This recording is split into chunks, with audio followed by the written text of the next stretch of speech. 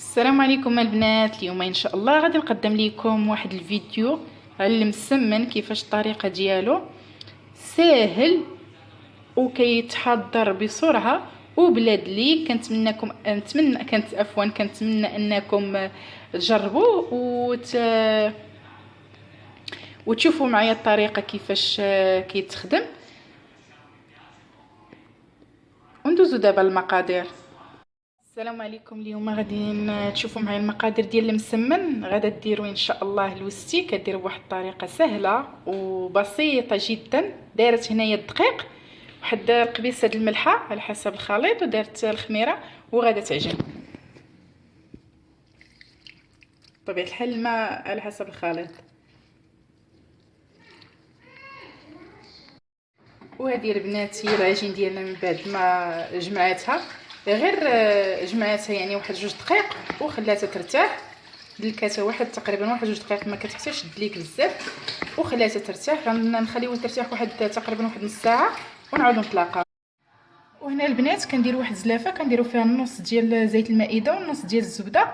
كنضيفوا ليها شويه تقريبا واحد راس معلقه ديال الخميره د الحلوى، وكنضيفوا حتى الدقيق.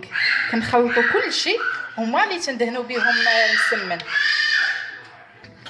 وكنخلطوهم جميع مع قلت لكم الدقيق والزيت والزبده والخميره د الحلوى. كنخلطوهم جميع وكنبداو نبسطوا في المسمنه ديال البنات. غتوريكم لوستي كيفاش كتخدم المسمن.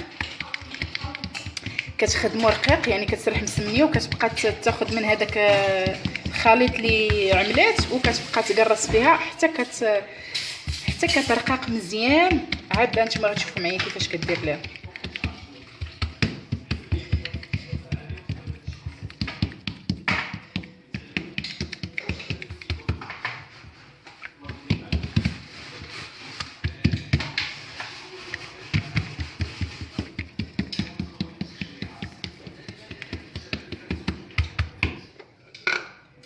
وكتدهن بهذاك الخليط صافي، وكتجمع المسميه كطويها على 4 وكتخليها ترتاح واحد شويه، تقريبا واحد 2 دقائق ولا 5 دقائق، وكتبدا عاوتاني تقرصها وكديها المقله. غتعاود لكم نفس الطريقه. ملي كتسرحوا المسميه كتجي هكا رقيقه، وكدهنوها بهذاك الخليط اللي وريتكم، وكتنيوها وكتخليوها كما قلت لكم ترتاح واحد 5 دقائق، وكتبداو طيبوا فيها. وكنقرصوها البنات كما هكا،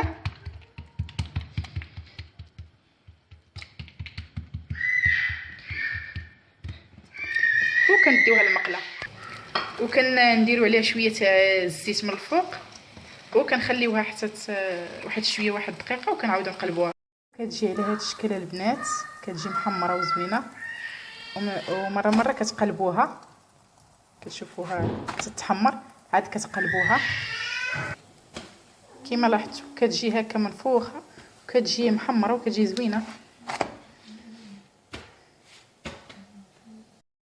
وهذا البنات هو المسمن ديالنا من بعد ما طيباتو.